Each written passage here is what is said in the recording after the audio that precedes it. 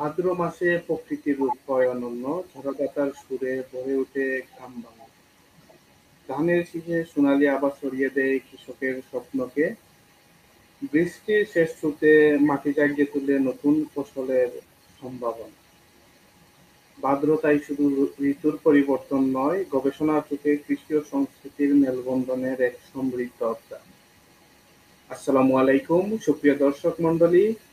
Metropolitan university research society কর্তৃক আয়োজিত Thursday research night 0.1 episode 0.6 এ আপনাদের সবাইকে সাদর সম্ভাষণ। আমাদের আজকের ব্রডকাস্টের বিষয়টি হচ্ছে academic writing essentials, understanding title, abstract and keywords. আমাদের আজকের ব্রডকাস্টে অতিথি হিসাবে আছেন আমাদের শ্রদ্ধেয় শিক্ষক Mohammad Saidur Rahman Palash sir, associate professor, business administration, director CTRP and president, metropolitan university research society, metropolitan university, Bangladesh. এবং হোস্ট হিসাবে আছি আমি Shahidur Rahman Shakib, joint IT and creative secretary, metropolitan university research society. আলোচনার শুরুতেই আমরা স্যারের কাছ থেকে জানতে চাই, স্যার আপনি কেমন আছেন? আসসালামু আলাইকুম। শহীদ, আছি আলহামদুলিল্লাহ। আমি আশা করছি আপনারা সবাই ভালো আছেন এবং আমার কথা শোনা যাচ্ছে ক্লিয়ার। শহীদ? জি স্যার, আলহামদুলিল্লাহ, মহান আল্লাহ তাআলার অশেষ রহমতে আমরা ভালো আছি। আমাদের আজকের ব্রডকাস্টের আলোচ্য বিষয় হচ্ছে academic writing essentials, understanding title, abstract and keyword. আমাদের আজকের এপিসোডটি আমরা 4টি পর্বে ভাগ করেছি, যেখানে প্রথমাংশে আমরা টাইটেল নিয়ে আলোচনা করব, দ্বিতীয়াংশে আমরা অ্যাবস্ট্রাক্ট নিয়ে আলোচনা করব, তৃতীয়াংশে আমরা কিওয়ার্ডস নিয়ে আলোচনা করব এবং চতুর্থ পর্বে আমরা আমাদের সুপ্রিয় দর্শক মণ্ডলীর মন্তব্যের মাধ্যমে এবং প্রশ্ন উত্তরের মাধ্যমে আমাদের এই পর্বটি সম্পন্ন করব। আমাদের আজকের আলোচনার শুরুতেই আমরা আমাদের শ্রদ্ধেয় শিক্ষক মোহাম্মদ সাইদুর রহমান স্যারের কাছে প্রশ্ন করতে চাই, স্যার, গবেষণার টাইটেল কিভাবে নির্বাচন করতে হয়? ধন্যবাদ শহীদ, অনেক গুরুত্বপূর্ণ একটি প্রশ্ন রিসার্চ এর ক্ষেত্রে। আমি আলোচনার প্রথমেই দর্শক মন্ডলী যারা আছেন তাদের সবাইকে স্বাগত এবং শুভেচ্ছা জানাচ্ছি এবং সালাম জানাচ্ছি। আসসালামু আলাইকুম। আমাদের আজকের যে আলোচনার বিষয় এবং সবকিছু আপনারা শুনলেন, তারই ধারাবাহিকতায় প্রথম কোয়েশ্চেন যে রিসার্চের টাইটেল কিভাবে নির্ধারণ করা হয়, এবং তাই তো প্রশ্ন? জি স্যার। ওকে, ফাইন। তো আমরা ওই কোয়েশ্চেনে যাওয়ার আগে একটু বেসিক জিনিস একটু জানা দরকার আমাদের, যে রিসার্চ টাইটেলটা কি এবং টাইটেল আসলে কতটুকু গুরুত্বপূর্ণ, এই জিনিসটা আগে ক্লিয়ার হওয়া দরকার। একটা রিসার্চের টাইটেল আসলে হচ্ছে, আমরা যদি রিসার্চটাকে ভাগ করি তাহলে একেবারে প্রথম অংশের দিকে টাইটেল থাকে, একেবারে প্রথম অংশ থেকে, অর্থাৎ রিসার্চের একেবারে বেসিক জায়গা থেকে। শহীদ, একটুখানি আপনি যদি একটু মিউট করতেন তাহলে একটু সাউন্ড আসতেছে কিন্তু। হ্যাঁ, হয়তো বা। হ্যাঁ, তো বিষয়টা হচ্ছে যে title creates the first impression. একজন ব্যক্তি যখন রিসার্চ পড়া শুরু করে তখন প্রথম যে অংশটা পড়ে সেটা হচ্ছে রিসার্চ টাইটেল। এই টাইটেল একজন রিসার্চার এবং যারা রিসার্চ রিডার তাদেরকে দিক নির্দেশনা দেয় এবং সেই টাইটেলটা কতটুকু মানুষকে রিডার অ্যাট্রাক্ট। আমাকে কি শোনা যাচ্ছে শহীদ? আমি বুঝতে পারতেছি না, আপনি ফ্রিজ হয়ে গেছেন এখানে। জি স্যার, আপনাকে ক্লিয়ার শোনা যাচ্ছে। আচ্ছা, একটু আসলে আলাদা সেটআপে আজকে প্রোগ্রাম করা লাগতেছে, তো যার কারণে হয়তো বা প্রবলেম ফেস করতে পারেন, তো আমিও ফেস করতে পারি। বাই দ্য ওয়ে, তো যখন কিনা আপনি ওই যে একটা কথা বলে না যে আগে দর্শনধারী পরে গুণ বিচারী, তো আপনার যদি রিসার্চ টাইটেলটা যদি আপনাকে ইন্ডিকেট না পান, আপনি যে কিভাবে রিসার্চটা পড়া লাগবে, কিভাবে কোন দিকে রিসার্চ আপনাকে ধাবিত করবে, রিসার্চের উদ্দেশ্য কি, তারপরে রিসার্চের স্কোপ কি, তাহলে আপনি তো বিপদে পড়বেন। যার কারণে এই টাইটেল খুবই গুরুত্বপূর্ণ। এই টাইটেলটাকে আমরা মাঝে মাঝে রিসার্চ প্রবলেম বলি, আবার অনেকে রিসার্চ টপিক বলি আমরা। এখন মূলত এইটা মানে গুরুত্বপূর্ণ কোন জায়গা, কেন গুরুত্বপূর্ণ? গুরুত্বপূর্ণ এই কারণেই যেহেতু বললাম যে ফার্স্ট ইমপ্রেশন ক্রিয়েট করে, তারপর হচ্ছে আপনার রিসার্চের স্কোপটা ফিক্স করে, এবং আসলে আপনার পরবর্তীতে কি ধরনের রিসার্চ করা লাগবে বা আপনি কোন ধরনের রিসার্চ পেতে চান, মানে লিটারেচার খুঁজতে চান, সেই ক্ষেত্রে এই টাইটেলটা খুব গুরুত্বপূর্ণ। এর উপরে ভিত্তি করে যদি আমরা বলি যে টাইটেলটা কেমন হওয়া উচিত, একটা রিসার্চ পেপারের জন্য টাইটেলটা সর্বপ্রথম ভিত্তি করা উচিত রিসার্চ ইন্টারেস্টের উপরে। আপনার রিসার্চ ইন্টারেস্টটা কি? আপনি সেই রিসার্চ ইন্টারেস্টের উপরে, ধরেন আমার মনে করেন আমি সিএসসি এর স্টুডেন্ট, আমার আর্টিফিশিয়াল ইন্টেলিজেন্স এর উপরে আমার একটা ইন্টারেস্ট আছে, তাহলে আমার টাইটেলের মধ্যে আর্টিফিশিয়াল ইন্টেলিজেন্স আনা উচিত। রিসার্চ ইন্টারেস্টটা আপনার এটা ইন্ডিকেট করে। তারপরে আপনার ধরেন মনে করেন রিসার্চ অবজেক্টিভ, আপনি কি উদ্দেশ্যে একটা রিসার্চ করতে চাচ্ছেন, সেই অবজেক্টিভটা যেন আপনার ওই টাইটেলটা একবারে যদি কেউ পড়ে তাহলেই যেন অবজেক্টিভটা বুঝতে পারে যে এইটাই হচ্ছে আপনার রিসার্চের অবজেক্টিভ, উদ্দেশ্য, অর্থাৎ উদ্দেশ্যটাকে আপনি ইন্ডিকেট করবে। তারপরে ধরেন হচ্ছে আপনার রিসার্চের স্কোপ কতটুকু হবে, অর্থাৎ আপনি এটা কি সারা পৃথিবীর উপরে এই গবেষণাটা করবেন, নাকি শুধু বাংলাদেশের উপরে করবেন, নাকি সাউথ এশিয়ান পার্সপেক্টিভের উপরে করবেন, এরকম এটার স্কোপটা কত, পরিধিটা কতটুকু, সেই পরিধিটা নির্ধারণ করবে আপনার টাইটেল। আবার বলেন কনটেক্সট, কোন কনটেক্সটের উপরে আপনি কাজ করতেছেন, এখানে আজকে প্রচন্ড গরম পড়তেছে, বুঝতে পারছেন, কোন কনটেক্সটের উপরে আপনি কাজ করতেছেন, আপনার কনটেক্সটটা কি, সেই কনটেক্সটটা আপনার টাইটেলে ইন্ডিকেট থাকতে হবে। তারপরে টাইটেল, আপনার রিসার্চ কোয়েশ্চেন, আপনি কোন কোয়েশ্চেনের উপরে ভিত্তি করে টাইটেলটা রিসার্চ করতেছেন, সেইটার ইন্ডিকেশনও রিসার্চ টাইটেলের উপরে থাকতে হবে। এবং আমরা আমরা অনেক সময় অনেকে বলি যে ভেরিয়েবল, হ্যাঁ ভেরিয়েবলের ক্ষেত্রে, অর্থাৎ নতুন রিসার্চারের ক্ষেত্রে ভেরিয়েবলের কথা আমি না বলে, ভেরিয়েবল পরে হয়তো আলোচনার দিকে আমার আসবে, আমি বলতে পারি কিওয়ার্ডস, আপনার টাইটেলের মধ্যে আপনি কোন ধরনের রিসার্চ করবেন, সেই রিসার্চে কোন কিওয়ার্ডস বেশি ব্যবহার হবে, সেই জিনিসগুলো ইন্ডিকেটর থাকতে হবে। তারপরে আরো আছে, যেমন টাইটেল একটু ইউনিক হওয়া উচিত, টাইটেল ক্রিয়েটিভ হইতে হয়। তারপরে এক টাইটেলের জন্য আপনার জন্য ব্রড না হয়, মানে এক টাইটেলের উপরে আপনি যদি সম্পূর্ণ সব রিসার্চের এরিয়া নিয়ে আসেন তাহলে ইট উড বি মানে সো লং।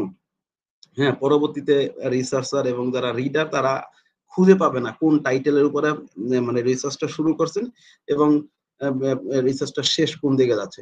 মোদ্দা কথা যে আপনার এই রিভিউয়ার তো ফার্স্ট কোন বিষয়টা পাবে, টাইটেলটা তো তার সামনে আসবে, সুতরাং টাইটেল মানে রিভিউয়ার বলতে বোঝাচ্ছি একটা জার্নালে যখন আপনি সাবমিট করবেন তখন আপনি ইনিশিয়াল স্ক্রিনিং এ যখন পেপারটা চলে যায় পাস করে, তারপর হচ্ছে রিভিউয়ারদের কাছে যাবে, এই রিভিউয়ারদের কাছে যাওয়ার পরে যদি টাইটেলটা তার কাছে ভালো না লাগে তাহলে সেই পেপার পড়বেই না।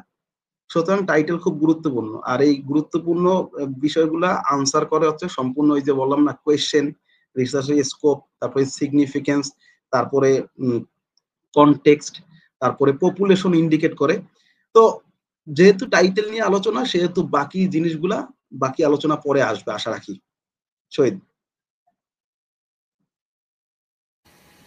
জি স্যার, ধন্যবাদ স্যার আপনাকে। স্যার আপনার কথার সাথে যদি স্যার আমি দুইটা জিনিস স্পেসিফিক করি, যে টাইটেলটা খুবই স্পেসিফিক হবে, স্পেসিফিক ওয়ার্ডের মধ্যে সীমাবদ্ধ থাকবে, এবং জার্নাল টাইটেল দেখে জার্নালগুলো রিজেক্টও করে দিতে পারে একটি মানে পেপারকে। তো এই ক্ষেত্রে স্যার আপনার কাছে আমি দুইটি কোয়েশ্চেন একই সাথে রাখতে চাই, যেহেতু আলোচনা প্রসঙ্গে চলে আসছে, যে টাইটেলে আমরা সর্বোচ্চ কতটি ওয়ার্ড রাখতে পারবো, এর কি কোনো লিমিটেশন আছে? এবং আরেকটি প্রশ্ন আপনাকে করতে চাই, যেখানে টাইটেল দেখে কি কোনো পেপারকে রিজেক্ট করা কি পসিবল? অফকোর্স, টাইটেল দেখে রিজেক্ট করা পসিবল, এত মানে আহ, খুবই গুরুত্বপূর্ণ দুইটা কোয়েশ্চেন। প্রথম কোয়েশ্চেনটা ছিল হচ্ছে কত ওয়ার্ড, কত ওয়ার্ডের কথা বলছেন আপনি, কত ওয়ার্ড, এটা আমরা there are no specific মানে guidelines or formula that you can implement how many words are মানে needed or required to being a good title, এরকম না। তবে আমরা যে বিভিন্ন বই বই খাতা মানে বই, তারপরে রিসার্চ পেপার, এইসব যখন কিনা আলোচনা করছি, পড়াশোনা করছি এবং পার্সোনালি অবজার্ভ করছি, এক্সপেরিয়েন্স করছি, কাউন্টার করছি, তখন দেখছি যে টাইটেলে আসলে সত্যি কথা বলতে 10 থেকে 15 ওয়ার্ড, হ্যাঁ এই টাইটেল রিলেটেড আমাদের গত একটা এপিসোডের প্রোগ্রামে আলোচনা হয়েছিল, ডক্টর শাহাবুদ্দিন ভাই উনি আলোচনা করেছিলেন। তো মূলত 10 থেকে 15 ওয়ার্ডের বেশি না হওয়া ভালো, 10 থেকে 15 ওয়ার্ডের কথা বলা হয়েছে। আসলে নেসেসিটি নোস নো ল, এটা আমরা জিনিস জানি যে প্রয়োজনীয়তা কোনো বাধা মানে না। সেই ক্ষেত্রে যদি আপনি 20, 25, 30 ওয়ার্ডও যদি প্রয়োজন হয় আপনি ব্যবহার করতে পারেন, কিন্তু একটা জিনিস মনে রাখেন, সেটা হচ্ছে যে আপনি ভেতরে আপনার আর্টিকেল পড়ার আগে, পেপার পড়ার আগে টাইটেলটা পড়বে মানুষ। তো টাইটেলটা যদি এত লং হয়ে যায় তাহলে মনে করেন আপনি সমস্যা। যার কারণে টাইটেল হওয়া উচিত খুবই মানে মানে 10 থেকে 15 ওয়ার্ডস। এবং এই ওয়ার্ড গুলার মধ্যে কিন্তু এই যে আর্টিকেল, এ, এন, দি, তারপরে হচ্ছে আপনার নাউন, প্রোনাউন, এগুলা কিন্তু কাউন্ট হবে না। আবার এটাও বলতেছি, necessity does not follow any rules. হ্যাঁ, প্রয়োজনীয়তা কোনো কিছু বাধা মানে না, আপনি আরো বড় করতে পারেন। হ্যাঁ, তবে মূল যে বিষয় সেটা হচ্ছে যে আপনি যে ওয়ার্ড গুলো ব্যবহার করেন সেই কিওয়ার্ডস গুলো যেন স্ট্রং হয়, উইক যেন না হয়, মানুষ যেন পড়ে। হুম। আর রিডাররা যেন বিরক্ত না হয় এমন টাইটেল ব্যবহার করা যাবে না। হ্যাঁ, এই একটা বিষয়। আর একটা কোয়েশ্চেন সাথে আপনি করেছিলেন কি জানো শহীদ, যে টাইটেল দেখে কি গবেষণা প্রস্তাব বাতিল হয়ে যেতে পারে? অফকোর্স, টাইটেল দেখে গবেষণা প্রস্তাব বাতিল হতে পারে। বাতিল হতে পারে ধরে না কেন, আমি আপনাকে একটা জিনিস বলি।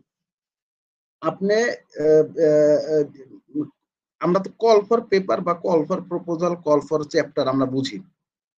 এখন সেইখানে বলছে যে আপনার মনে করেন কোভিড-19, লেটস সে কোভিড-19, অথবা মনে করেন এখন বাংলাদেশে খুব ইমার্জিং হচ্ছে ইলেকট্রাল সিস্টেম। আমরা নিজেরাও পেপার করতেছি, ইলেকশন সিস্টেমস ইন বাংলাদেশ। অর্থাৎ কল ফর পেপারে আপনি বললো যে কি বলে ইলেকশন সিস্টেম ইন বাংলাদেশ অথবা ইলেকশন সিস্টেম রিলেটেড পেপার দেওয়ার জন্য। বুঝতে পারছেন? আর আপনি সেইখানে দিলেন হচ্ছে মনে করেন হচ্ছে সংবিধান, কি বলে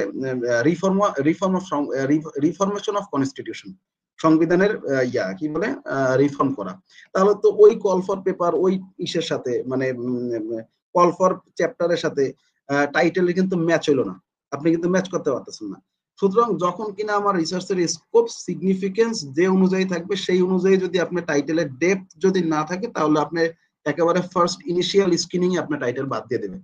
অর্থাৎ আপনি ধরেন আরো মোর স্পেসিফিক্যালি আমি বলি আপনাকে, সেটা হচ্ছে ধরেন আপনি একটা জার্নালে সাবমিট করতেছেন, যেমন অন্টারপ্রেনিয়রশিপ থিওরি এন্ড প্র্যাকটিসেস, এই জার্নালের কথা আমি সবসময় বলি, এক্সাম্পল দিই। এইখানে আপনি একটা পেপার সাবমিট করলেন, সেইখানে আপনি দিলেন হচ্ছে মনে করেন যে কি বলে artificial intelligence in health sector. হ্যাঁ, দেখেন এই জার্নালের সাথে কি এই টাইটেলের স্কোপ মিলে? কখনো মিলতেছে না। তো আপনার টাইটেল খুবই ভালো হইতে পারে কিন্তু স্কোপ তো মিলতেছে না। সুতরাং যখন কিনা আপনি আর্টিকেল যেখানে সাবমিট করতেছেন অথবা যে পেপার আপনি লিখতেছেন সেটা যদি স্কোপ এবং সিগনিফিকেন্স এবং ডেপথ যদি ম্যাচ না করে তাহলে আপনি ওই টাইটেল দেখে সাথে সাথে তারা রিজেক্ট করে ফেলবে। এবং এটা খুবই গুরুত্বপূর্ণ একটা কাজ রিসার্চারদের। হ্যাঁ, এটার জন্য মনে করেন আপনি প্রথমে টাইটেলে আপনার টাইটেল ফিক্সও করতে পারবেন না, আপনি ইনিশিয়াল টাইটেল নিয়ে কাজ শুরু করতে হবে। পরবর্তীতে হয়তো বা দেখা গেল জার্নাল আপনি যে ইস্যুটার কথা বলবে ঠিক সেই ইস্যুর উপরে ভিত্তি করে আপনি যে যে ফোকাস এবং এইমের উপরে ভিত্তি করে তারা সাবমিট করতে পারবে। আপনি সেইটা রেডি করবেন যখন, একমাত্র তখনই ওই টাইটেল তারা অ্যাকসেপ্ট করবে বা ফার্দার স্টেপস গুলোতে যাবে, আদারওয়াইজ তারা যাবে না। বলেন শহীদ, আরো কোয়েশ্চেন থাকবে বলেন, আরো আলোচনায় আসবে সামনে ইনশাল্লাহ, আশা করি। জি স্যার, আপনার আলোচনার মাধ্যমে আমরা একটি প্রশ্নের উত্তর পেয়ে গেছি, যেটা আমরা নোট ডাউন করে রাখছিলাম, যে আচ্ছা, টাইটেল নির্বাচনে কি বিশেষ কোনো কৌশল বা ট্রিক্স আছে? এই বিষয়ে আপনি কি বলবেন? মানে আমরা ওই যে টিপস এন্ড ট্রিক্স এর কথা যখন বলি তখন আইএলটিএস এর কথা চলে আসে। আইএলটিএস এর জন্য টিপস এন্ড ট্রিক্স, আসলে টাইটেল লেখার জন্য এরকম টিপস এন্ড ট্রিক্স নাই, ট্রুথ বি টোল্ড। এইটা হয় কি, ওইটা হচ্ছে আপনার কি বলে কিছু জিনিস। হ্যাঁ, টিপস এন্ড ট্রিক যদি বলেন তাহলে আমি একটা ফর্মুলার কথা বলি, এই ফর্মুলাটা একটু মাথায় রাখবেন। এটা হচ্ছে স্মার্ট ফর্মুলা, আমরা বিজনেসের ক্ষেত্রে ব্যবহার করি। স্মার্ট ফর্মুলা বলতে হচ্ছে ভেরি স্পেসিফিক, মানে এস ফর স্পেসিফিক, তারপরে এম ফর মেজারেবল, তারপরে এ ফর অ্যাটেনেবল, তারপরে আর ফর রিলেটিভনেস বা এই জাতীয় একটা, আর টি ফর হচ্ছে টাইম কনসাস, এই জাতীয় কিছু বিষয়। অর্থাৎ আপনি যে টাইটেলটা করবেন সেই টাইটেলটা যেন অবশ্যই উদ্দেশ্য প্রণোদিত হয়, মানে আপনার অবজেক্টিভকে ফুলফিল করে, তারপরে এইটা যেন অ্যাটেইনেবল হয়। অর্থাৎ আপনি এমন টাইটেল নিয়ে কাজ করলেন, হ্যাঁ, আপনি ধরেন এই মুহূর্তে আপনি করলেন কি বলে রিসার্চ করতেছেন সারা পৃথিবীর উইমেন অন্টারপ্রিনিয়রদের প্রবলেম ইন্ডিকেট করার জন্য। এখন আপনি সারা পৃথিবীর, এটা একটু কষ্ট হয়ে যাবে যদি সিস্টেমেটিক লিটারেচার রিভিউ না করেন। হুম। তাহলে এইরকম আনঅ্যাটেইনেবল যদি ইস্যু নিয়ে যদি আপনি মানে রিসার্চ করেন তাহলে আপনার জন্য কষ্ট হয়ে যাবে, আপনি করার দরকার নাই। এই জন্য এটা অ্যাটেইনেবল হইতে হবে, অর্থাৎ আপনি এই আপনি ডেটা কালেকশন করতে যাবেন হচ্ছে মনে করেন শ্রমিকদের উপরে। এখন যদি আপনার যদি নাই যাইতে দেয় তাহলে তো আপনি কখনো অ্যাটেইন করতে পারবেন না এই অবজেক্টিভ। তো এই বিষয়গুলা আবার হচ্ছে রিলেটিভ। রিলেটিভ বলতে হচ্ছে রেশনাল অথবা রিলেটিভ। রেশনাল বলতে যৌক্তিক, মানে যে টপিকটার উপরে কাজ হয়ে গেছে, অনেক কাজ, সেই কাজটা সেই টপিকের উপর তো আসলে কাজ করার দরকার নাই। হ্যাঁ, যে জায়গায় গ্যাপ আছে, যে জায়গায় আপনার কাজ করার জায়গা আছে, সেই গ্যাপ জায়গাটাই আপনি কাজ শুরু করেন। বুঝতে পারছেন শহীদ? তারপরে টাইমলি সেন্স। টাইমলি সেন্স বলতে হ্যাঁ, লাস্ট একটা বিষয় হচ্ছে টাইম সেন্স। টাইম সেন্সের কথা যদি বলি তাহলে সেটা হচ্ছে যে মানে যে ইস্যুগুলো আপনার কন্টেম্পোরারি, সেই ইস্যুগুলো নিয়ে যদি আপনি কাজ করেন তাহলে সেই টপিকটা একটু এমার্জিং এবং হচ্ছে মানুষজন হচ্ছে বুঝে। যেমন মনে করেন আপনি এই যে বললাম এই মুহূর্তে বাংলাদেশের জন্য সবচেয়ে কন্টেম্পোরারি ইস্যু হচ্ছে ইলেকট্রাল সিস্টেমস ইন বাংলাদেশ। তাহলে আপনি ইলেকট্রাল সিস্টেম নিয়ে যখন আপনি কাজ করবেন তখন সেই টপিকটা মানুষজন বেশি পড়বে, হৃদয় অ্যাট্রাকটিভ হবে। বুঝতে পারছেন? এরকম স্পেসিফিক ফর্মুলা নাই ভাই। আপনি যখন কাজ করবেন আস্তে আস্তে আস্তে যখন কাজ করবেন, এর মধ্যে আরো বিষয় আছে, এগুলো যদি ডেপ যদি বলতে যাই তাহলে অনেক বিষয়। যেমন মনে করেন আপনি এই যে টাইটেল, আপনি যদি বিভিন্ন পাবলিশার দেখেন, পাবলিশার দেখলে আলাদা আলাদা পাবলিশারের টাইটেলের লেখার স্টাইল আলাদা আলাদা। আপনি ধরেন মনে করেন আপনি ইসের অস্ট্রেলিয়ান যে জার্নাল গুলো আছে এবিডিসি র্যাঙ্ক, সেই জার্নাল গুলোতে যখন আপনি পেপার সাবমিট করবেন তাদের টাইটেল একরকম, মানে একটু ইউনিক ক্রিয়েটিভ, মানে ইডিওমেটিক ফ্রেজাল ব্যবহার করে। আপনি যখন উইলিতে সাবমিট করবেন তখন দেখবেন তাদের লেখার ধরন একরকম। অন দা আদার হ্যান্ড আপনি যদি সেইজ বা এমারেল্ড ইনসাইটে সাবমিট করেন, মানে এই পাবলিশার গুলা যান, তাদের টাইটেল গুলো হচ্ছে একেবারে ভেরি ফর্মাল, মানে লেটারের মতো লিখে দেয় তারা। তাদের মধ্যে ইউনিক বা এই জিনিসগুলো ব্যবহার করে না, সেইজ এমারেল্ড। তো এগুলো আসলে ডিপেন্ড করে আপনি কাজ করতে করতে যখন কিনা একটা সময় মানে একটু এক্সপিরিয়েন্সড হয়ে যাবেন তখন আপনি নিজেই বুঝতে পারবেন যে কোন টাইটেল বা কোন সময় কোন টাইটেলে কোন বিষয়টা আমার দরকার। হ্যাঁ, এটা এটা আমি আপনাকে যতই ফর্মুলা বলি, যতই টিপস ট্রিক্স দেই, that will not work until and unless you will work by yourself. তখন আপনি বুঝতে পারবেন। এবং একটু সময় নিয়ে এবং এগুলো অবজার্ভ করা লাগবে, প্রত্যক্ষণ করা লাগবে। যেমন আমি একটা জিনিস বলি আপনাকে, সেটা হচ্ছে যে আপনি যদি খেয়াল করেন বাংলাদেশে উইমেন অন্টারপ্রিনিয়র এবং অন্টারপ্রিনিয়র নিয়ে প্রচুর কাজ হয়েছে, অনেক কাজ আপনি খুঁজে পাবেন, কিন্তু আমি এমন একটা দেখালে এমন একটা টপিক আপনাকে বলবো সেটা নিয়ে আর কোনো কাজ হয় না। ধরেন মনে করেন হচ্ছে যে কি বলে মার্জিনাল কি বলে উইডো রুরাল মার্জিনাল উইডো অন্টারপ্রিনিয়র, অর্থাৎ গ্রামের মধ্যে একেবারে যারা আছে উইডো বিধবা, তারাও তো মহিলা। দেখেন আপনি উইডো অন্টারপ্রিনিয়র নিয়ে খুব একটা কাজ পাবেন। আমি একটা ক্লাসে একদিন এই জিনিসটা বলছিলাম, তারপরে একজনে আমার এই কাজটা করেও দিছিল মোটামুটি।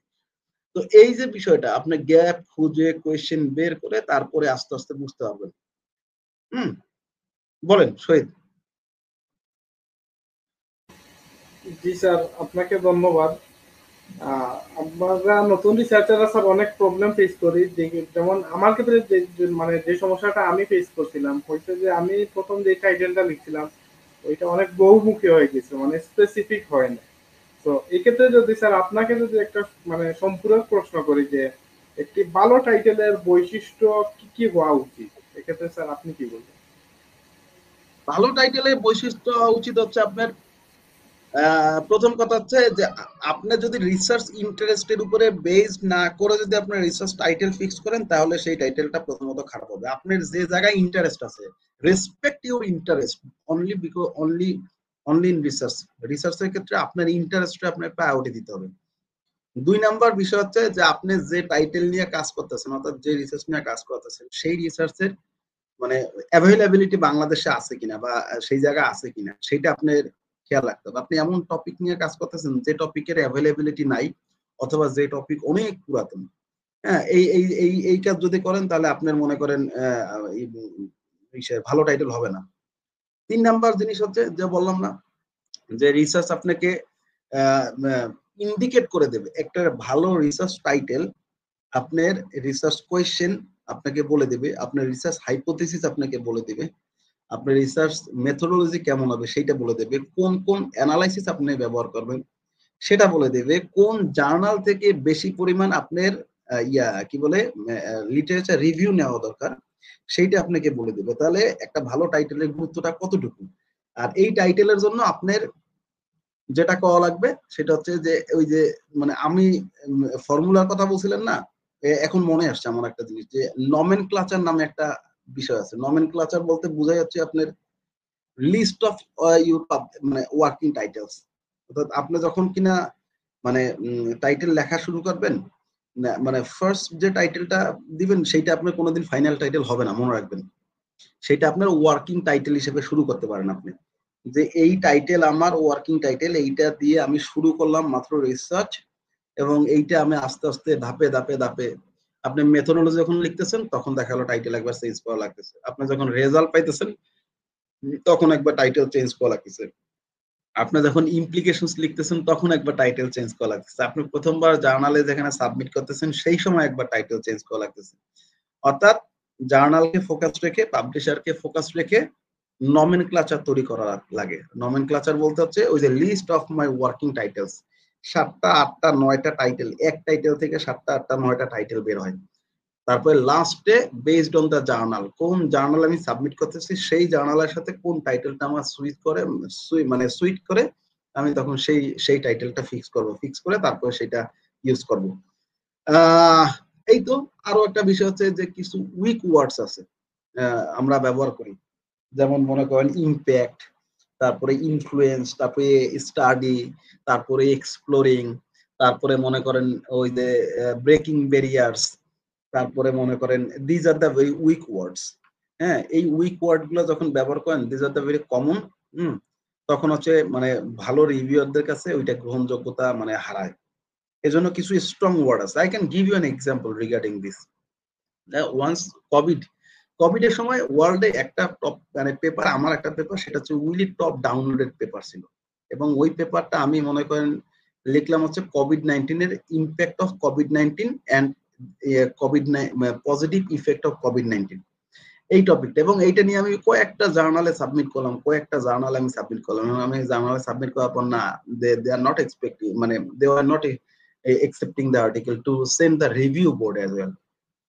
তো একটা সময় আমি তখন চিন্তা করলাম যে আমি চলে আসলাম উইলিতে, উইলি পাবলিশার, এবং উইলি পাবলিশার আমি জানি যে ওরা পেপারের টাইটেল গুলো একটু ইউনিক করে।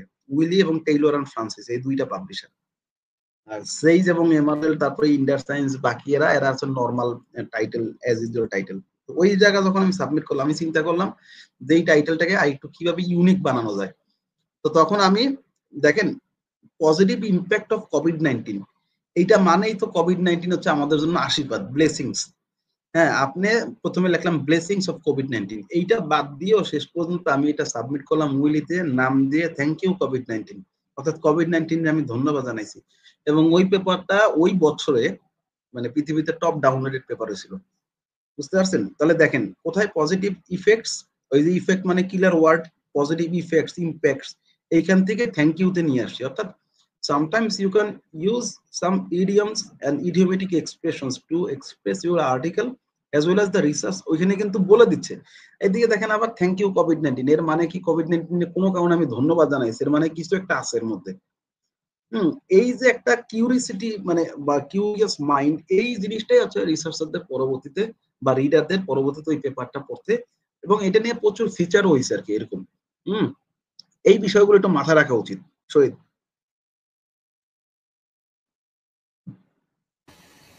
জি স্যার। স্যার আমাদের এই ব্রডকাস্টটি যেহেতু স্টুডেন্ট বেসড ব্রডকাস্ট, স্টুডেন্ট রিসার্চারদের জন্য, তো আমরা বেসিক থেকে শুরু করতেছি। তো আমাদের কোয়েশ্চেন গুলো খুবই বেসিক, খুবই রুট লেভেলের, যেহেতু আমরা শিখার জন্যই শিখতেছি, রিসার্চ করব বলে। তো এক্ষেত্রে স্যার মানে আমাদের স্টুডেন্টদের মানে একটা বিষয় স্যার, মানে আমরা প্রত্যেকটি বিষয়ে খুবই কিউরিওসিটি কাজ করে। তো অনেকটা মানে টাইটেলে আমরা দেখি কখনো কখনো প্রশ্নবোধক চিহ্ন দেওয়া, মানে প্রশ্ন করা হয়, আবার কখনো একটা স্টেটমেন্ট থাকে। তো এই ক্ষেত্রে একজন রিসার্চার হিসাবে আমি আমার টাইটেলকে একটা মানে স্টেটমেন্ট রাখবো নাকি একটা কোয়েশ্চন রাখবো, এই ক্ষেত্রে স্যার আমি কিভাবে স্যার দ্বিধাহীন হব? হ্যাঁ, ভেরি টাফ কোয়েশ্চেন। এবং হচ্ছে ওইটাও আবার হচ্ছে ওই যে এরকম উত্তর দেওয়া লাগবে, আমি ডিরেক্ট উত্তর দিতে পারবো না, উত্তর দেওয়া যাবে না আর কি, যে কোনটা। আপনি ওই যে বললাম না, আপনি যখন আস্তে আস্তে ইউজড হয়ে যাবেন লিখতে লিখতে লিখতে লিখতে, মানে টাইটেল পড়তে পড়তে পড়তে। এখন আমি আপনাকে একটা পাল্টা কোয়েশ্চেন যদি করি, হাউ মেনি মানে articles you have found regarding the questions mark used in their title, দেখবেন খুব কম। মানে আপনি যদি খেয়াল করেন, তাই না? জি স্যার, জি, খুবই কম। হ্যাঁ, খুবই কম। এখন তাহলে এই কোয়েশ্চেন মার্ক কারা ব্যবহার করতে পারে বা কোন সময় ব্যবহার করে, কোয়েশ্চেন মার্ক কারা ব্যবহার করে কোন সময়, এটা আসলে টাইটেল আপনাকে ইন্ডিকেট করবে কোন সময় এটা প্রয়োজন। তবে আমার ক্ষেত্রে আমি যদি বলি তাহলে হচ্ছে আপনার টাইটেলে অ্যাসার্টিভ সেন্টেন্স, অ্যাফার্মেটিভ সেন্টেন্স রাখাই ভালো, ইন্টারোগেটিভ না আনাই ভালো। ইন্টারোগেটিভ তারাই আনতে পারবে যারা মনে করেন ওই যে হাইপোথিসিস টেস্টিং, গ্রাউন্ডেড থিওরি ব্যবহার করে নতুন কোনো কিছু আবিষ্কার করতে পারে। যেমন মনে করেন can artificial intelligence replace human researchers, এটা কি এত সহজ একটা রিসার্চ? এত সহজ রিসার্চ না কিন্তু, ঠিক আছে? এটার অনেক মানে লংগিটিউডিনালও করা লাগতে পারে, অর্থাৎ লং টার্ম ধরে রিসার্চটা করা লাগতে পারে। সুতরাং আপনার ইনিশিয়ালি এবং নিউ রিসার্চারদের জন্য আমি সাজেস্ট করব কোয়েশ্চেন মার্কটা না রেখে আমি সাজেস্ট করব হচ্ছে আপনার অ্যাসার্টিভ সেন্টেন্স রাখা। যেমন আর্টিফিশিয়ালি, যেমন মনে করেন এইটাকেই যদি আমি নর্মাল সেন্টেন্সে আনি তাহলে হবে হচ্ছে যে আর্টিফিশিয়াল ইন্টেলিজেন্সের ইম্প্যাক্ট কি, মানে রিলেশনশিপ অথবা comparison between artificial intelligence and human researcher. হ্যাঁ, সুতরাং ইনিশিয়াল রিসার্চারদের জন্য আমার সাজেশন হচ্ছে টাইটেলে কোয়েশ্চেন মার্ক না এনে মানে ইন্টারোগেট এই যে অ্যাসার্টিভ অথবা অ্যাফার্মেটিভ সেন্টেন্সে নিয়ে আসা।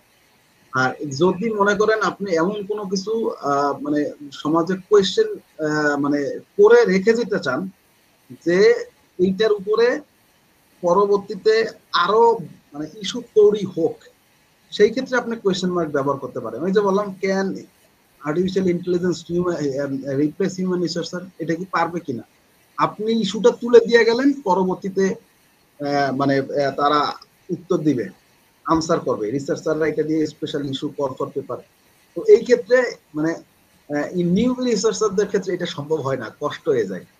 আমি দেখছি আবার অনেক ক্ষেত্রে, আমি রিসার্চের কোর্স নিতে অনেক সময় আমি দেখছি তারা স্টুডেন্টরা এই কোয়েশ্চেন মার্ক দিয়ে ওরা মনে করে কি যে এই কোয়েশ্চেন মার্ক দিয়ে দিলে হয়তো বা স্যার টাইটেলের ক্ষেত্রে ভালো বলবে। আসলে না, ওইটা হচ্ছে ওইটাই আপনার কোয়েশ্চেন, ওইখান থেকে আপনি টাইটেল জেনারেট করেন। এখন আপনি যে কোয়েশ্চেনটা করছেন সেইখান থেকে আপনি টাইটেল জেনারেট করেন, ওইটাকে আপনি অ্যাফার্মেটিভে নিয়ে আসেন বা অ্যাসার্টিভে নিয়ে আসেন। বুঝতে পারছেন? জি স্যার, বুঝতে পারছি স্যার। আমাদের এই প্রশ্নের মধ্য দিয়ে আমাদের আজকের লাইভ সেশনের প্রথম পর্ব শেষ হয়েছে। সুপ্রিয় দর্শকবৃন্দ, আপনাদের অবগতির জন্য জানাচ্ছি যে যদি টাইটেল সংক্রান্ত কোনো প্রশ্ন থাকে তাহলে আপনারা কমেন্ট বক্সে কমেন্ট করে রাখেন, আমরা আমাদের সর্বশেষে আপনাদের প্রশ্নগুলো নিব। এখন আমরা আমাদের আজকের ব্রডকাস্টের দ্বিতীয় পর্বে আমরা প্রবেশ করছি। আমাদের দ্বিতীয় পর্বটি হচ্ছে অ্যাবস্ট্রাক্ট নিয়ে। আমরা তো এরই ধারাবাহিকতায় আমি আমাদের শ্রদ্ধেয় স্যারকে প্রশ্ন করতে চাই, স্যার গবেষণার সারসংক্ষেপ অ্যাবস্ট্রাক্ট কিভাবে লিখতে হয়? অ্যাবস্ট্রাক্ট কিভাবে লিখতে হয় বলতে, তো মানে অ্যাবস্ট্রাক্ট লিখতে হয়, অ্যাবস্ট্রাক্টটা কি জিনিস সেটা আগে একটু বলে নেই, তারপরে অ্যাবস্ট্রাক্টের দিকে আসতেছি। অ্যাবস্ট্রাক্ট বলতে বোঝা যাচ্ছে যে আমরা মানে যে রিসার্চ পেপারটা লিখলাম বা আমরা যে রিসার্চটা করলাম সেইটা সামারি অংশটা। দেখেন আপনি আমাকে একটা ইয়া পাঠালেন, কি বলে নতুন পেপার পাঠালেন যে স্যার আমি এই পেপারটা লিখছি, একটু পড়ে দেখেন না। এখন আমি এটা আসলে পুরো পড়বো কিনা সেটা ডিপেন্ড করতেছে, আমি আগে টাইটেলটা পড়বো, টাইটেলের পর অ্যাবস্ট্রাক্টটা পড়বো। অ্যাবস্ট্রাক্ট বলতে হচ্ছে পুরো রিসার্চের সার সংক্ষেপটা, হ্যাঁ, গবেষণার সামারি অংশটাকে আমরা অ্যাবস্ট্রাক্ট বলি। এই সামারি অংশে আপনি একেবারে ইন্ট্রোডাকশন থেকে শুরু করে কনক্লুশন পর্যন্ত আপনি যা আনছেন, কনক্লুশন পর্যন্ত আপনি যা যা ইনক্লুড করছেন এখানে সবকিছুর সামারি অংশটা এখানে থাকবে। সামারি অংশটা বাবা আসে, সামারি অংশটা আপনার এখানে থাকবে। এখন এই অ্যাবস্ট্রাক্ট, এইটাকে বলা হচ্ছে অ্যাবস্ট্রাক্ট, প্রতিচ্ছবি অফ ইউর, মানে আপনার ওই পুরো পেপারটা সামারি অংশটা। এখন এইটা লেখার জন্য কিছু ফরম্যাট আছে, এই ফরম্যাট নিয়ে আমাদের নানান কোয়েশ্চেন থাকে। তবে আপনি যারা বলছেন কিভাবে লিখতে হয়, লেখার জন্য গাইডলাইন্স আছে, মূল যে বিষয়গুলো থাকে সেখানে হচ্ছে ওই অবজেক্টিভ, তারপরে মেথোডোলজির ক্ষুদ্রাংশ, তারপরে ফাইন্ডিংস এর অংশ, লিমিটেশনস, হ্যাঁ, আবার জার্নাল টু জার্নাল ভেরি করে, পাবলিশার টু পাবলিশার ভেরি করে গাইডলাইন্স এর উপরে। মূল বিষয় হচ্ছে আপনার যে পাবলিশার বা যে জার্নালে সাবমিট করতেছেন সেই পাবলিশার বা জার্নাল আপনাকে কি ধরনের গাইডলাইন আপনাকে প্রোভাইড করতেছে রিগার্ডিং দ্য অ্যাবস্ট্রাক্ট, সেই অনুযায়ী আপনি লিখবেন। আর এমনি অ্যাবস্ট্রাক্ট বলতে বোঝা হচ্ছে summary of your full works. বুঝতে পারছেন কি বলছি শহীদ? জি স্যার, জি স্যার। আপনার হ্যাঁ ধারাবাহিকতা বলেন। যদি আমি যদি স্যার একটু যুক্ত করি স্যার, যে অ্যাবস্ট্রাক্টের একটা ফ্লো থাকে, যেমন আমরা প্রথমে টাইটেল ওভারভিউ লিখি, দেন পারপজ, দেন মেথোডোলজি, ফাইন্ডিংস, ভ্যালু, দেন ইমপ্লিকেশন। তো এই ক্ষেত্রে কি স্যার এই ফ্লোটাকে স্যার আপনি কিভাবে ব্যাখ্যা করবেন, যে এটা মানে একটা স্ট্যান্ডার্ড ফরম্যাট যদি আমরা ধরে নিই, তাহলে এই ফ্লোটা কিভাবে হবে? এই অ্যাবস্ট্রাক্ট লেখার জন্য আমি দেখা গেল আমার রিসার্চের যে মানে এক্সপেরিয়েন্স, আমার রিসার্চের এক্সপেরিয়েন্স প্রায় অলমোস্ট 10 বছর।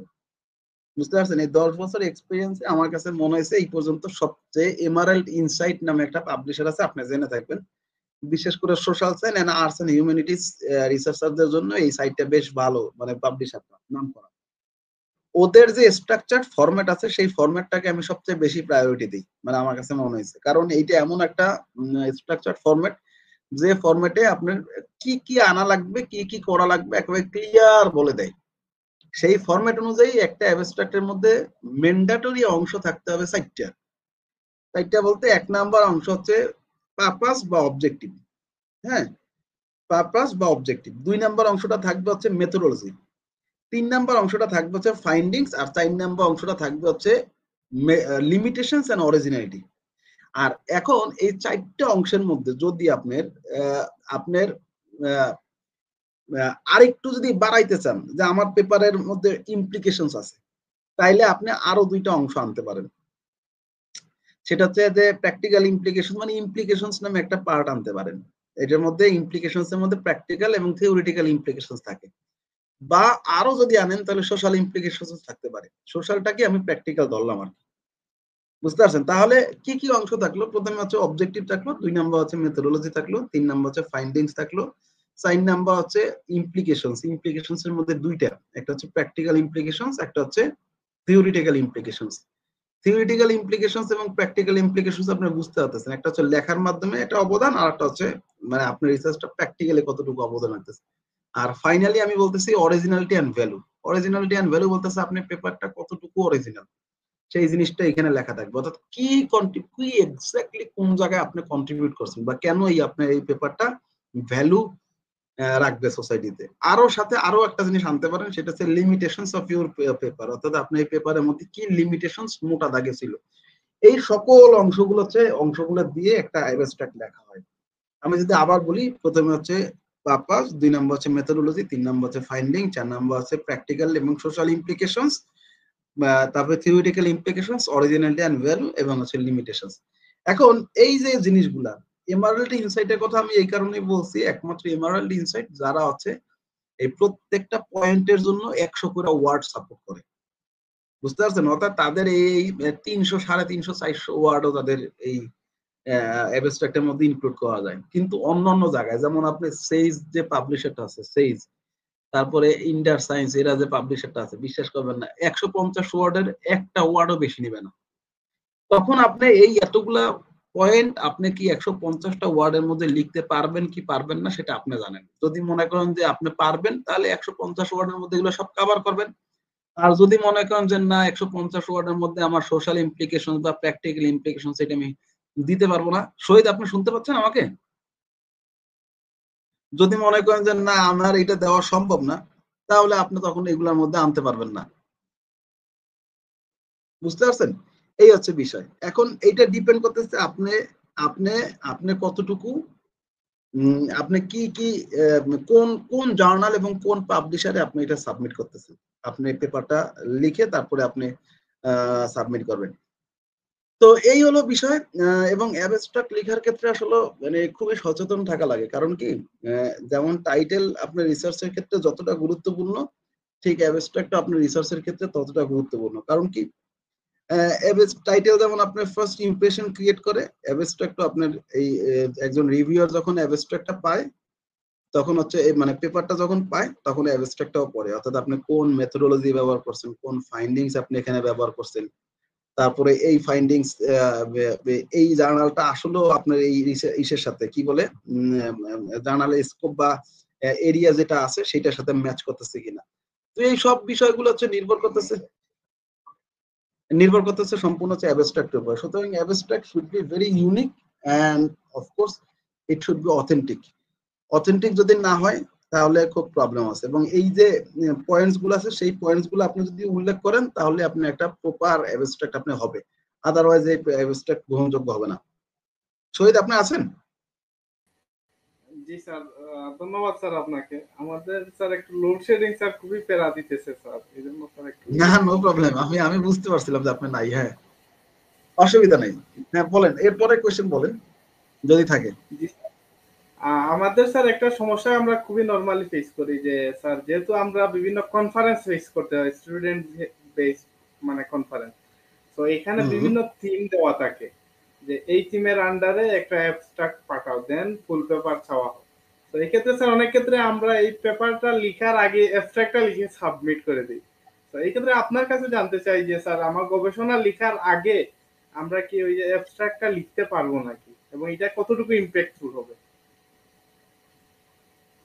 হ্যাঁ, গবেষণার আগেও আপনি অ্যাবস্ট্রাক্টটা লিখতে পারবেন বলতে আপনার কনফারেন্স গুলা কেন চায়, কিভাবে চায় ওরা, আপনার মানে আমরা তো রিসার্চ পেপার লেখা শেষ করি না, তারপরে ওরা তাহলে কিভাবে এটা চাইতেছে, এটাকে আমরা এক্সটেন্ডেড অ্যাবস্ট্রাক্ট বলি আমরা মাঝে মাঝে।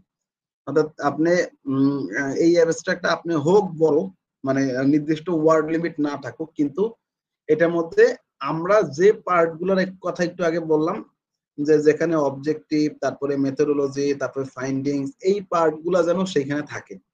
তাহলে আপনি কিভাবে এটা লিখবেন বলতে আপনি আগে যখন লিখবেন তখন এটা হচ্ছে অ্যাজিউম করে লিখবেন আপনি। অর্থাৎ মানে যেমন আমি একটা জিনিস বলি, সেটা হচ্ছে জব না কি বলে ইসের ইলেকট্রিসিটি চলে যাওয়ার সাথে মানুষের গরমের সম্পর্ক আছে কিনা, বা মানুষের ঘামায় যাওয়ার সম্পর্ক আছে কিনা, মানে সোয়েটিং হওয়ার সম্পর্ক মানে আছে কিনা, আপনার কি মনে হয় আছে না? তাহলে এইটা নিয়ে যদি আমি এখন অ্যাবস্ট্রাক্ট লিখি তাহলে তো অফকোর্স আমার positive relationship between electricity fall and কি বলে ওয়েদার কন্ডিশন নট সাপোর্টেড, এই রিলেশনটাই তো আসবে। হ্যাঁ, অ্যাজিউম করে তারপরে আরো এক্সাম্পল দিতে পারি। যেমন মনে করেন আপনি মানে জব স্যাটিসফ্যাকশনের সাথে মোটিভেশনের সম্পর্ক আছে কিনা, অফকোর্স আছে। আমরা পজিটিভ রিলেশনশিপ ধরেই আমরা রিসার্চটা করতেছি। এই যে অ্যাজিউম করা বা প্রিডিটারমাইন করা বা আগে থেকে ফোরকাস্ট করে লেখা, এটা আমরা লিখতে পারবো। তাহলে কিভাবে লিখবেন? এই যে যে কয়টা টপিক আমরা বললাম ঠিক সেই কয়টা টপিকই আপনি ধরবেন। ওই যে টপিক বলতে পয়েন্ট, প্রথমে আপনার পারপাস, কি উদ্দেশ্য, আপনার উদ্দেশ্য হচ্ছে সোসাইটিকে সাপোর্ট দেওয়া এই রিসার্চের মাধ্যমে।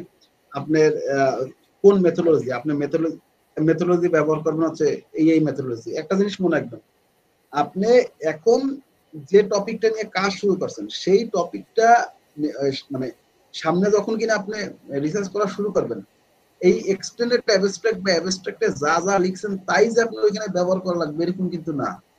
আপনি কিন্তু চেঞ্জ করতে পারবেন, আপনি মেথোডোলজি চেঞ্জ করতে পারবেন, আপনার উত্তর ডিফারেন্ট আসতে পারে, আপনার কি বলে ইমপ্লিকেশন চেঞ্জ হতে পারে, কোনো সমস্যা নাই।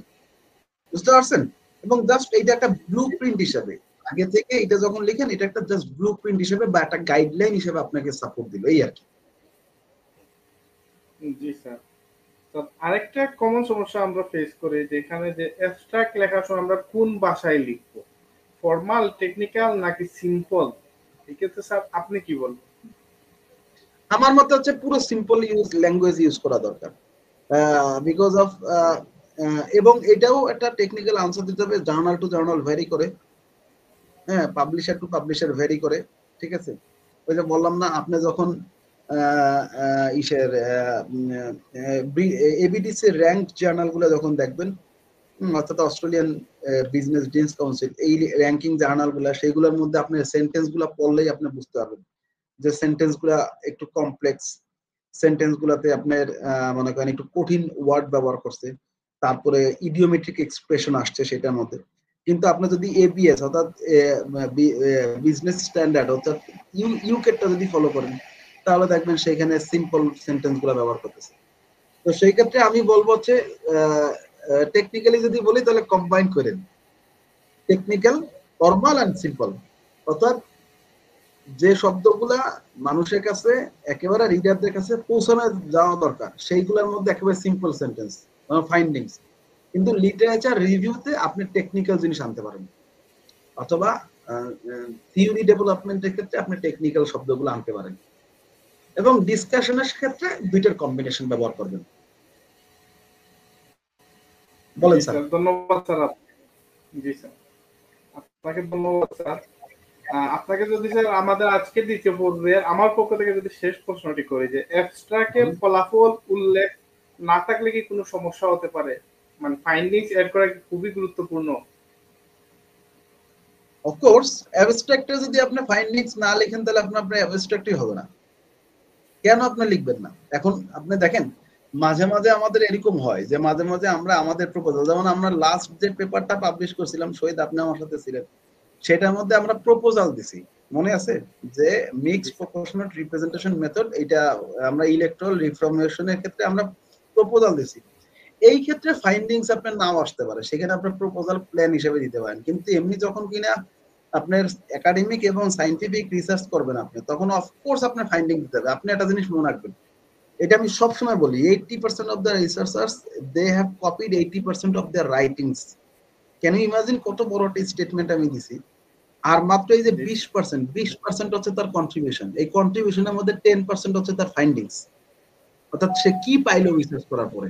এই ফাইন্ডিং যদি আপনি ফাইন্ডিংস এর সামারি যদি আপনি অ্যাবস্ট্রাক্টে না দেন তাহলে তো বিশাল বিপদ।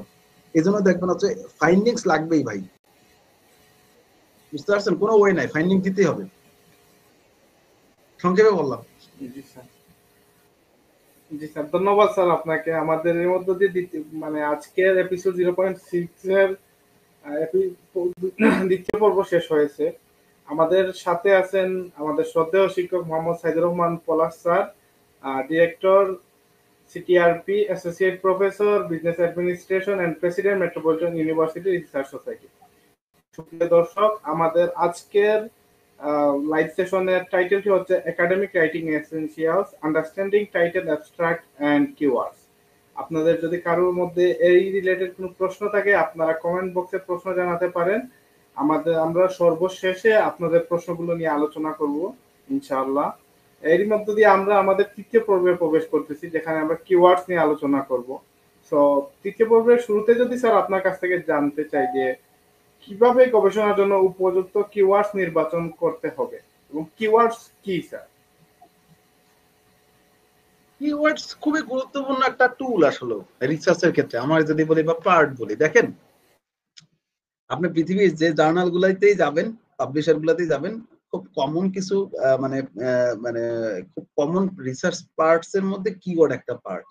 তাহলে কিওয়ার্ড কি? কিওয়ার্ড হচ্ছে যে সার্চ অপটিমাইজেশন, আপনি আমার সাথে ভালো বুঝবেন। হ্যাঁ, সার্চ অপটিমাইজেশন টুল আছে না, অর্থাৎ আপনি কোন ওয়ার্ডটা দিলে, আচ্ছা আমি আপনাকে আরো ভালোভাবে একটা এক্সাম্পল দিই। সেটা হচ্ছে ধরেন আপনার কাছে মনে করেন একজন ব্যক্তি আমাদের কাছে আসে যে মানে জনতা ব্যাংক, না জনতা ব্যাংকে সে ইন্টার্নশিপ করছে, ইন্টার্নশিপ করার পরে 80 পেজের একটা ইন্টার্নশিপ রিপোর্ট বানায় নিয়ে আসছে। এখন ওইটা আমি কিভাবে প্রথমে এনশিওর করব যে সে কারো কাছ থেকে কপি করে নাই? দেখেন আপনি বুঝেন, আপনি সিএসসি স্টুডেন্ট এবং আপনি বেশি স্মার্ট, আপনি ক্লিয়ারলি বুঝতে পারবেন। আমার কাছে যখন 80 পেজ আসবে তখন আমি মাইক্রোসফট ওয়ার্ডে আমি কন্ট্রোল এফ দিই।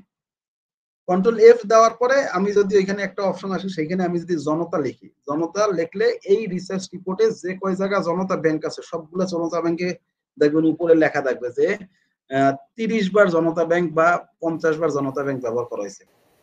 বুঝতে পারছেন? অর্থাৎ এইটাকে আমি একবারে খুঁজে বের করলাম। এই কিওয়ার্ড হচ্ছে আপনার রিসার্চের ক্ষেত্রে এমন একটা জিনিস, যখন আপনি ইন্টারনেটে মানুষজন সার্চ দিবে তখন আপনার রিসার্চে কোন কোন ওয়ার্ড গুলা সবচেয়ে গুরুত্বপূর্ণ, সেই ওয়ার্ড গুলা যদি আপনি কিওয়ার্ডস এর মধ্যে অ্যাড করেন, এবং সেই গুরুত্বপূর্ণ ওয়ার্ড বেশিরভাগ ক্ষেত্রে ব্যবহার করা হয় রিসার্চের ক্ষেত্রে, সেই ওয়ার্ড গুলাকে আমরা কিওয়ার্ড বলি।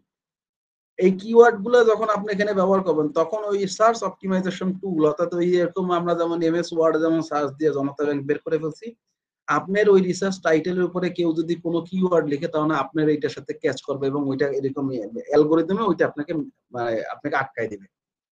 এই জন্য কিওয়ার্ড খুব গুরুত্বপূর্ণ একটা ইস্যু এবং কিওয়ার্ড গুলা উচিত হচ্ছে আপনার এই আর্টিকেলে বা রিসার্চ পেপারের মধ্যে সবচেয়ে গুরুত্বপূর্ণ যে ওয়ার্ড গুলা বারবার ব্যবহার করা হবে সেই ওয়ার্ড গুলাকে কিওয়ার্ড নিয়ে আসা।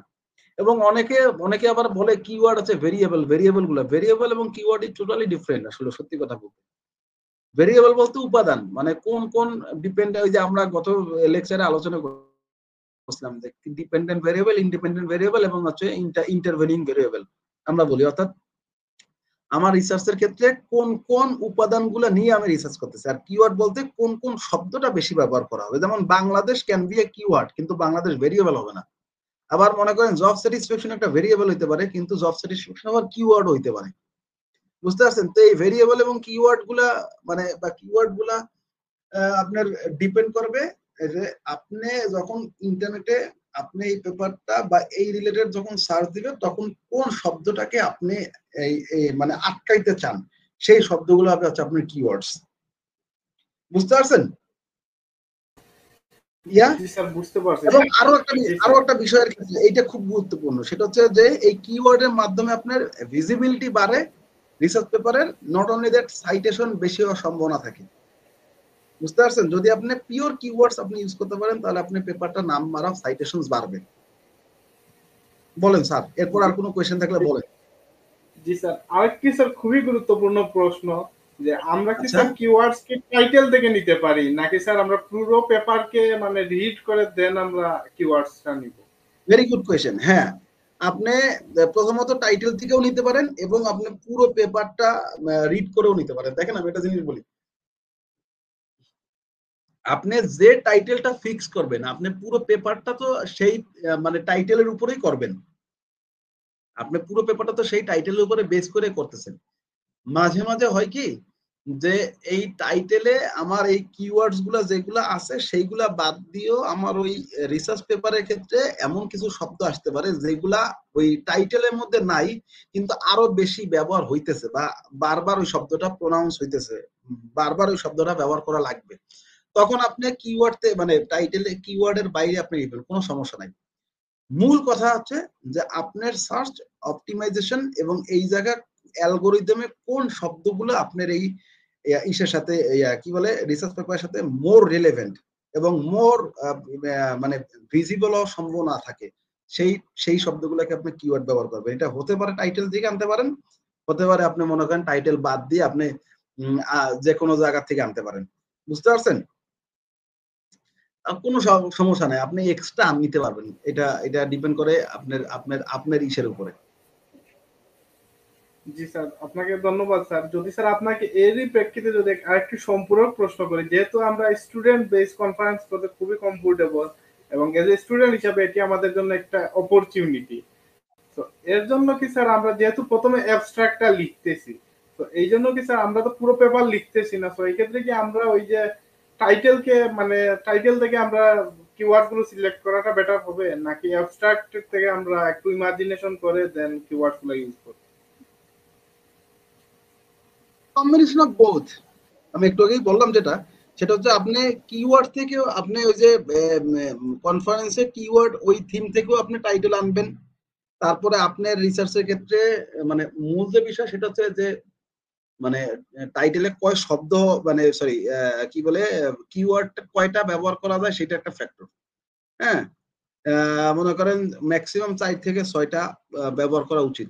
তো সেই ক্ষেত্রে আপনি দেখবেন যে আপনার রিসার্চ পেপারে সবচেয়ে বেশি শব্দ বা রিলেভেন্ট শব্দ ব্যবহার বারবার বেশি হবে এরকম শব্দ সেইখান থেকে 2টা নেন দরকার হয়। আমি আরো স্পেসিফিক করে দিই, আপনি কিওয়ার্ড থেকে 2টা, এই যে টাইটেল থেকে 2টা নেন এবং হচ্ছে কনফারেন্স থিম, ওই থিমের ওইখান থেকে 2টা নেন, এইভাবে করে 6টা নেন। এই 6টা শব্দই যে আপনার টাইটেলের মধ্যে থাকা লাগবে বা থাকবে এরকম কোনো গদবাঁধা নিয়ম নাই। বুঝতে পারছেন শহীদ? আবার এই 6টা শব্দই যে আপনি পুরো রিসার্চ অ্যাবস্ট্রাক্ট থেকে বা পেপার থেকে নেবেন তাও কোনো সিস্টেম নাই, এরকম কোনো গদবাঁধা নিয়ম নেই। যেটার মাধ্যমে আপনার মোর মানে ভিজিবল হবে আপনার পেপারটা, সেটাই আপনি সেখান থেকে আপনি নেবেন।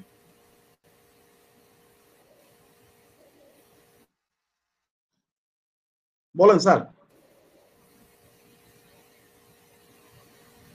জি স্যার, বুঝতে পারছি স্যার। ধন্যবাদ স্যার আপনাকে। আমাদের প্রশ্ন পর্বে আমরা আজকে শেষ প্রশ্নটি করতেছি। তারপর আমরা দর্শকদের প্রশ্নের কাছে চলে যাব। তো আমাদের আজকের শেষ প্রশ্নটি হচ্ছে স্যার, কিওয়ার্ডস এর ভুল নির্বাচন করলে গবেষণা প্রকাশে কি সমস্যা হতে পারে? অফকোর্স কিওয়ার্ড যদি ভুল নির্বাচন করেন তাহলে প্রথম কথা হচ্ছে আপনার মনে করেন সাইটেশন কমে যাবে। হ্যাঁ, আপনার মনে করেন আপনার যে রিসার্চ পেপারটা সেইটা মানুষজন হচ্ছে যারা রিডার এবং যারা পরবর্তীতে এই পেপারটা পড়বে তারা এটা খুঁজে পাবে না। হ্যাঁ, গবেষণা আপনার রিসার্চ পেপার সেটা খুঁজে পাবে না। তারপরে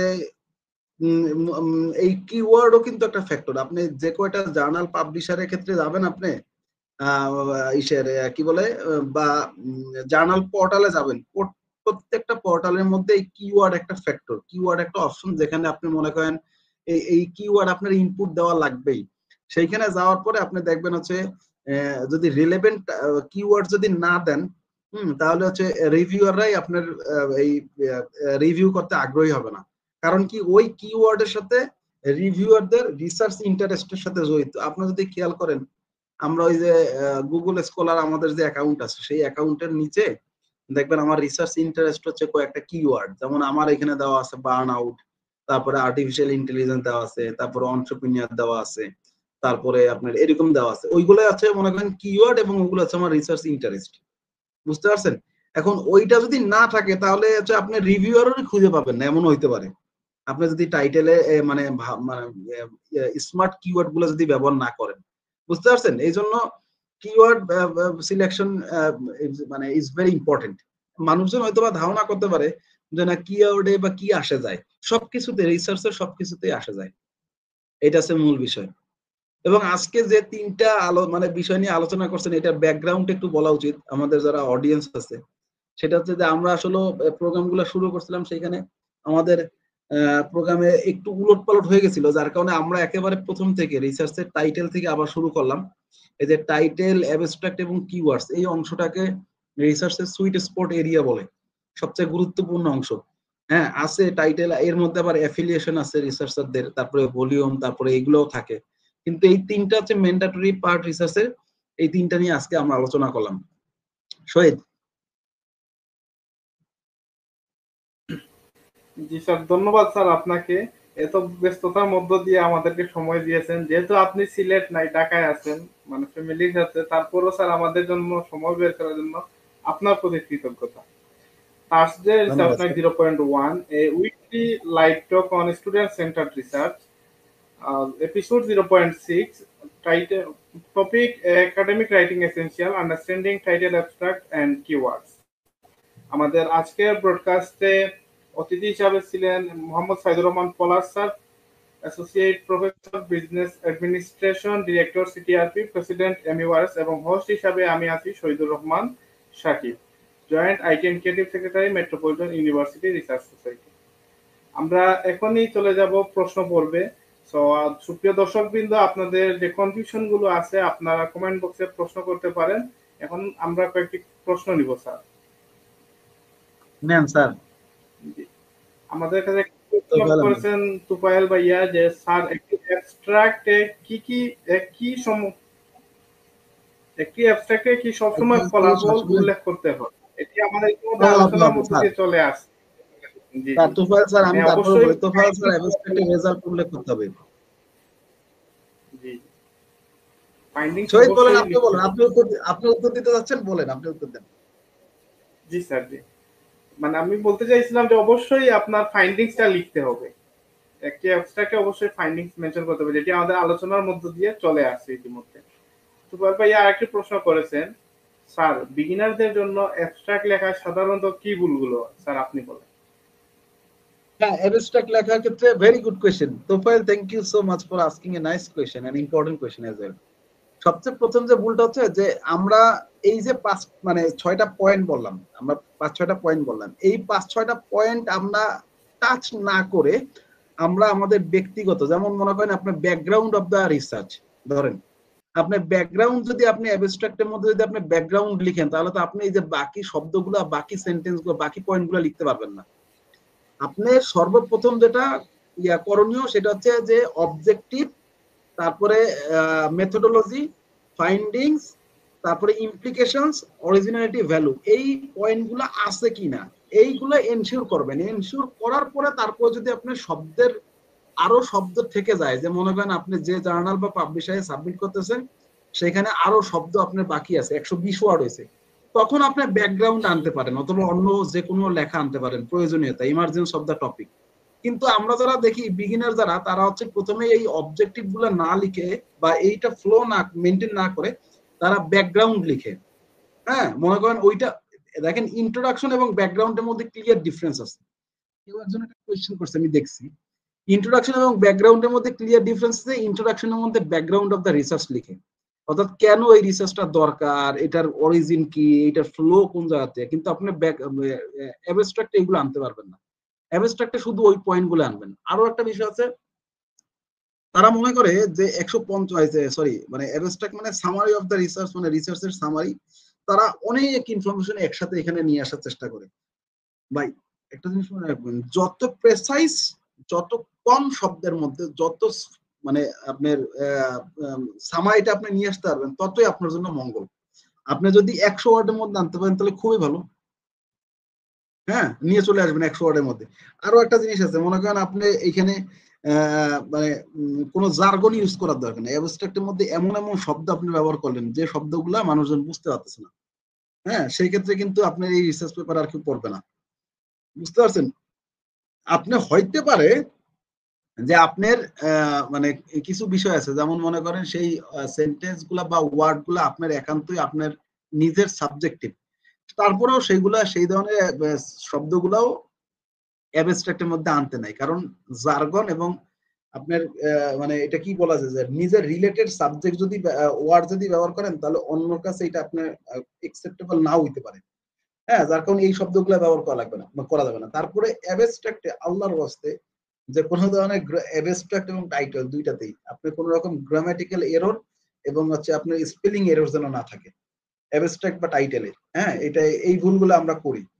এবং একটা জিনিস মনে রাখবেন, অ্যাবস্ট্রাক্ট হচ্ছে গুরুত্বপূর্ণ পার্টের মধ্যে একটা। এই অ্যাবস্ট্রাক্ট লেখার ক্ষেত্রে আপনার সর্বোচ্চ সতর্কতাটা রাখা উচিত, কারণ ওইটুকু পড়ার পরেই হচ্ছে আপনার এই পেপারটা মানে রিভিউতে যাবে কিনা বা এই পেপারটা কি রিলেটেড, এই পেপারটা আমার জার্নালের সাথে ম্যাচ করে কিনা সেটা ফিক্স করা হবে। সুতরাং এইখানে এইখানে এইখানে আপনার মনে করেন একেবারে ক্যাজুয়াল হওয়া উচিত না, সর্বোচ্চ সিরিয়াসনেসটা রাখা উচিত। বিগিনার যারা আছে তারা এই জিনিসগুলো একটু ফলো করবেন। জি স্যার, ধন্যবাদ স্যার। আমরা আরেকটি প্রশ্ন নিব। আর প্রশ্নটিকে যদি স্যার আমি একটু অর্গানাইজ ভাবে যদি বলি যে স্যার, একই গবেষণার জন্য আমরা কি মানে একই অ্যাবস্ট্রাক্ট কি আমরা ভিন্ন ভিন্ন কনফারেন্সে দিতে পারবো? পারবেন। জি স্যার, ধন্যবাদ। আমি একটা এক্সাম্পল দিতেছি, এটা অনেক মানে আমি এটা নিয়ে তাত্ত্বিক আলোচনায় না যাই, আমি সংক্ষেপে উত্তরটা দিই আপনাকে। সেটা হচ্ছে যে আমরা যখন দৈনিক যে ঘটনাগুলো বলি, এই যে মনে করেন আজকে জাকসুর নির্বাচন, এখন এই নির্বাচনে দেখবেন একই রেজাল্ট, একই ঘটনা, কালের কণ্ঠ একরকম লিখতেছে, তারপরে ইসের প্রথম আলো একরকম লিখতেছে, তারপর হচ্ছে ইত্তেফাক একরকম, যুগান্তর একরকম লিখতেছে, একই ঘটনা। কিন্তু এইটা আমরা করতে পারি না, এটা আমরা করি না। এটা আমরা করি না বলতে একাডেমিক এইখানে এটা এই জিনিসটা আপনি অনেক ডেপথ কোয়েশ্চেন করছেন। ঠিক আছে, পৃথিবীর অনেক বড় বড় রাইটার আছেন এবং স্কলার আছেন, তারা আমি দেখছি একই জিনিস করেন। অর্থাৎ এই যেমন এইখানে যদি নতুন একটা টপিক হয়, ধরেন নতুন একটা টপিক, যে টপিকটা নিয়ে এখন পর্যন্ত পৃথিবীতে খুব একটা কাজ হয় নাই, আপনি কি করবেন? আপনি তো এই জায়গায় সাবমিট করতেছেন, ওই একই জিনিস আর একটা জায়গায় সাবমিট করবেন, ওই একই জিনিস, কিন্তু লেখা কিন্তু আপনি যদি ভেতরে একটা দুইটা সেন্টেন্স এক হয়ে যায় তাহলে কিন্তু প্লেজারিজম আটকে যাবেন। কিন্তু লেখার ইয়াটা চেঞ্জ করা লাগবে, প্যাটার্ন চেঞ্জ করা লাগবে, অথবা মনে করেন মেথোডোলজি চেঞ্জ করতে পারেন, অথবা মনে করেন ইসের এই নাম্বার অফ রেসপন্ডেন্ট চেঞ্জ করতে পারেন। তারপরে ইমপ্লিকেশনস আলাদা হইতে পারে, বাট পারবেন আপনি। বলেন স্যার। জি স্যার, ধন্যবাদ স্যার। আমরা আরেকটি প্রশ্ন, জি মেহেদি আজিজ ভাইয়া প্রশ্ন করেছেন sir, very common question, how does on abstract differ from on an introduction? হ্যাঁ, এই যে একটু আগে আমি বলতেছিলাম, এইটাই আমি দেখছি, মেহেদির এই কোয়েশ্চেনটা আমি দেখছি। মেহেদির আমাদের এই আমার এই সেক্রেটারি। তো মেহেদি এই কোশ্চেনের উত্তর হচ্ছে যে ভাই টোটালি আলাদা, দুইটাই আলাদা। How does an abstract, abstract is the summary of your whole writings from introduction to conclusions, I mean including methodology, objectives, হ্যাঁ, তারপরে ফাইন্ডিংস, তারপরে ইমপ্লিকেশনস এন্ড এভরিথিং, এটা সামারি। আর ইন্ট্রোডাকশনটা হচ্ছে যে আমি যে টপিকটা কাজ মানে যে টপিকটা অথবা যে রিসার্চ টাইটেলটা নিয়ে আমি কাজ করতেছি সেই টাইটেলটা মানুষকে ইন্ট্রোডিউস করায় দেওয়া, মানুষকে পরিচয় ঘটায় দেওয়া যে আমি এই টপিকটা নিয়ে কাজ করতেছি, এই টপিকটার মানে গ্লোবাল দৃষ্টিকোণ থেকে এই টপিকটা এরকম, আর এটা যদি আস্তে আস্তে ন্যাশনাল ইস্যু আসে তাহলে এরকম, এবং ইন্ডিভিজুয়াল বা প্রাতিষ্ঠানিক যদি আসে তাহলে এরকম। অর্থাৎ ওই যে ইন্ট্রোডাকশন, ইন্ট্রোডাকশন মানে কি? পরিচিতি।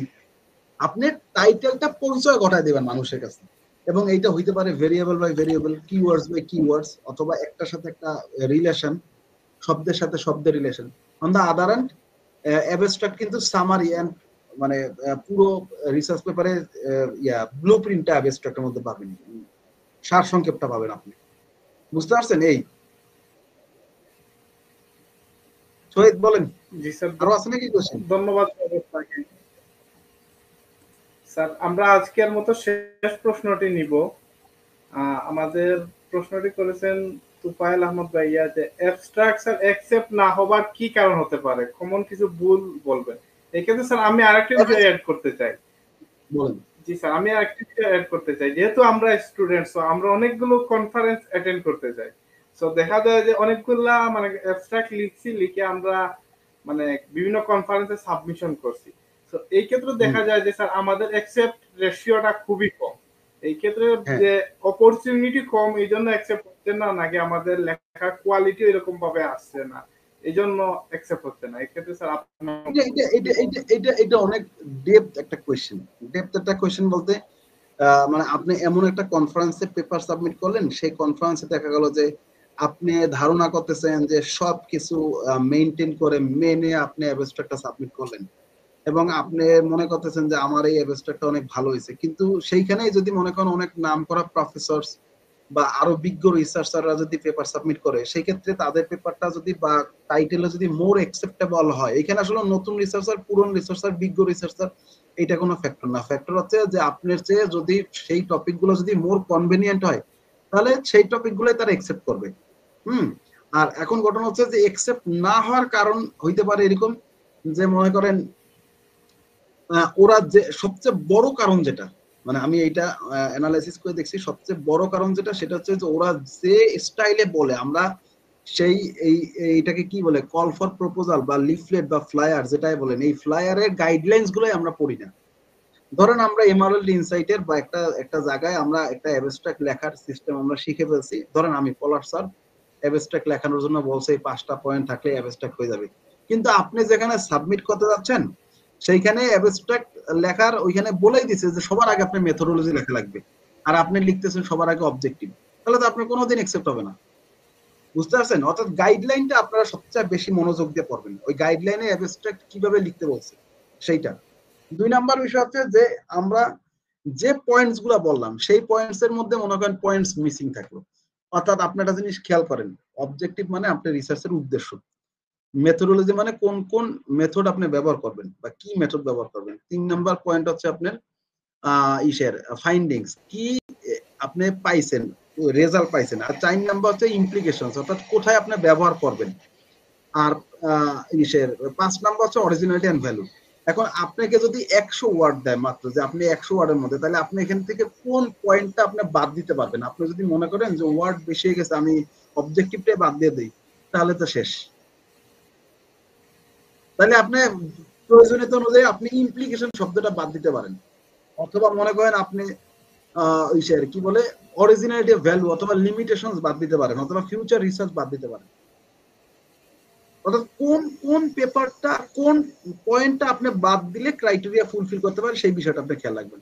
আরো ভুল আছে, যেমন আপনি মনে করেন যে অ্যাবস্ট্রাক্টের মধ্যে সব নিয়ে আসবেন, too long and covering everything, আবার টু শর্ট, অনেক শর্ট করলেন, এটাও ভুল।